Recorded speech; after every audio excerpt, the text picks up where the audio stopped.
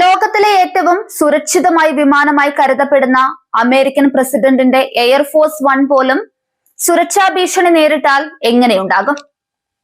ഫ്ലോറിഡയിലെ palm beach international എയർപോർട്ടിൽ കഴിഞ്ഞ ദിവസം അരങ്ങേറിയ നാടകീയ സംഭവങ്ങൾ ലോകത്തെ ഞെട്ടിക്കുന്നതായിരുന്നു.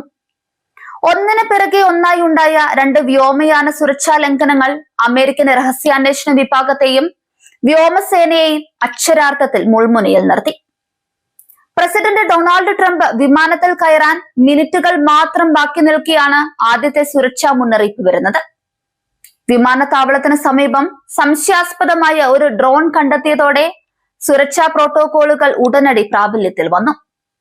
വിമാനത്താവളത്തിൽ ഗ്രൗണ്ട് സ്റ്റോപ്പ് പ്രഖ്യാപിക്കുകയും വിമാനങ്ങളുടെ നീക്കം തടയുകയും ചെയ്തു.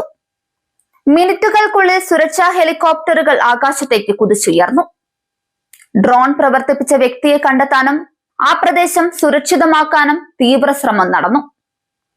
ഡ്രോൺ ഭീഷണി മൂലമുണ്ടായ ആശയക്കുഴപ്പം അവസാനിക്കുന്നതിന് മുൻപേ അടുത്ത സുരക്ഷാ ലംഘനം റിപ്പോർട്ട് ചെയ്തു. പ്രസിഡന്റിന്റെ വിമാനത്തിന് ചുറ്റുമുള്ള അതീവ നിയന്ത്രിത വ്യോമ മേഖലയിലേക്ക് ഒരു സാധാരണ സിവിലിയൻ വിമാനം അതിക്രമിച്ചു കയറി.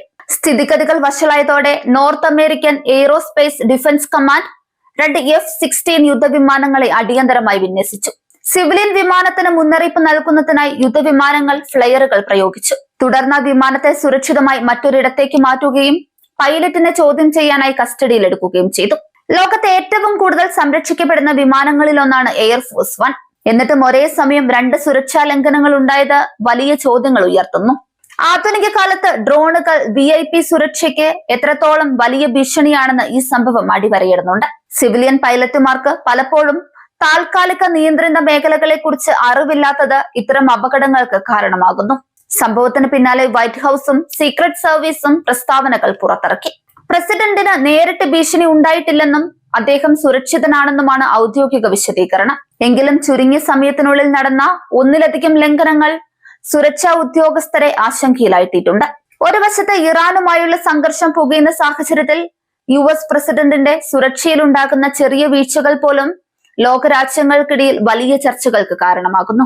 ഇത് വെറും ഒരു സാങ്കേതിക പിഴവാണോ അതോ ആസൂത്രിതമായ നീക്കമാണോ എന്ന് ഇപ്പോഴും അന്വേഷിച്ചു വരികയാണ്.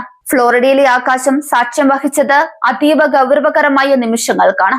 സൈനിക കരുത്തിലും സാങ്കേതിക വിദ്യയിലും ലോകത്തിന് മുൻപിൽ നിൽക്കുന്ന അമേരിക്കയ്ക്ക് പോലും സ്വന്തം പ്രസിഡന്റിന്റെ വ്യോമ മേഖല പൂർണ്ണമായും സുരക്ഷിതമാക്കാൻ പാടുപെടേണ്ടി വരുന്നു എന്നത് ഒരു മുന്നറിയിപ്പാണ്.